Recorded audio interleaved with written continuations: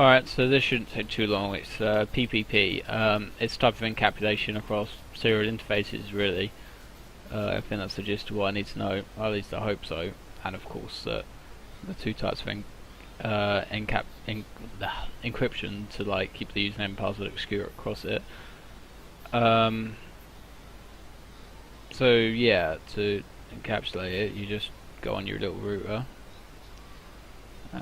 Go on the interface. Oh wait, configure terminal. Interface S0/0. Alright, and then you just type encapsulation PPP, and there you go. And then you got to remember, like, because you've just enabled PPP on it, it will put the link down, as the other side of the network will still be on HDC something, whatever the default is. I'm getting the warning message there. So if I do the same interface, 0/0, encapsulation, PPP, it's back up, and network connectivity is back.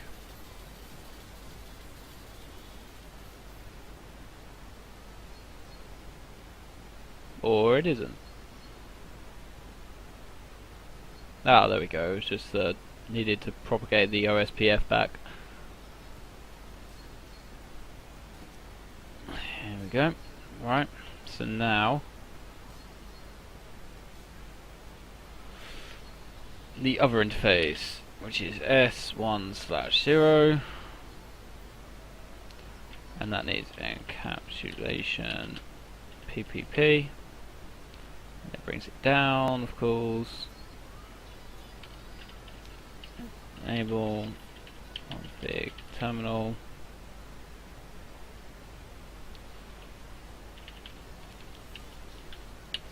S1/0. There we go. This time I speed up time, so the OSPF is definitely going through. And yeah, they can ping nice and happy. Right, so that's basically putting PPP on. Now we need to know two types of authentication, and the first one is PAP, which you shouldn't use because the passwords are sent unencrypted, but you know, we have to learn it for Cisco. So what we do here is we go on the interface, and we're still on it because I didn't deselect it. And oh no, first you go to the configure terminal. So I'm at the terminal configuration level, and you set a username. So the username of this router will be R1, and the password will be Cisco, as they like to use that for in the labs. So that means if someone's trying to log onto this router over the PAP authentication or whatever, they have to provide this username and password. Right, now we go into the interface, S0/0, and it's already on PPP, so you just type PPP authentication, and there you go. I asked it, and you can either do CHAP or PAP, and this time we want PAP. The neighbor goes down because it doesn't have the right authentication, and then you say send username R3 password Cisco, as we're sticking to that. So it means that over this line it will send the username R3 and the password as Cisco. Right, it's still down, but you know, we're not too concerned about that at the moment because this side is doing. Exit. So this one I need to set my username as R3. and the password is Cisco. Oh no, that should overwrite it, hopefully. And then S0/0 PPP authentication PAP, and then PAP sent username is R1, and the password was Cisco for that. Fast forward time. Oh nope, didn't even have to. Look, the line's back up. And now if I speed up time again, it can ping again. So that is PAP authentication running across this line here.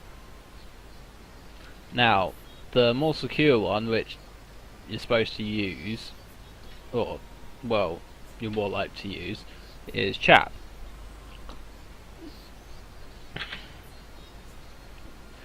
So to do that, you have to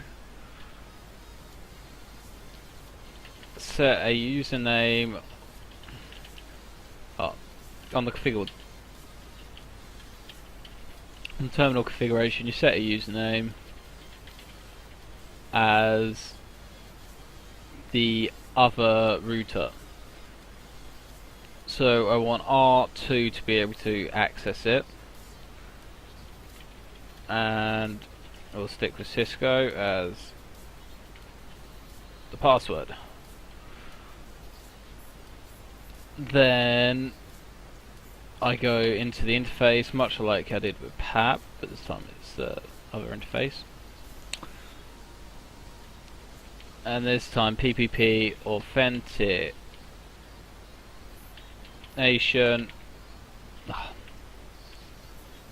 PAP or CHAP, so I'm going to go CHAP. Neighbor goes down because, you know, that's how they roll. Then that should be all I need to do. I then just go on R2 and set up here a username as R3, and R3 will have the password Cisco. Then I just go back on the line, S1/0 PPP authentication CHAP, and now they should communicate.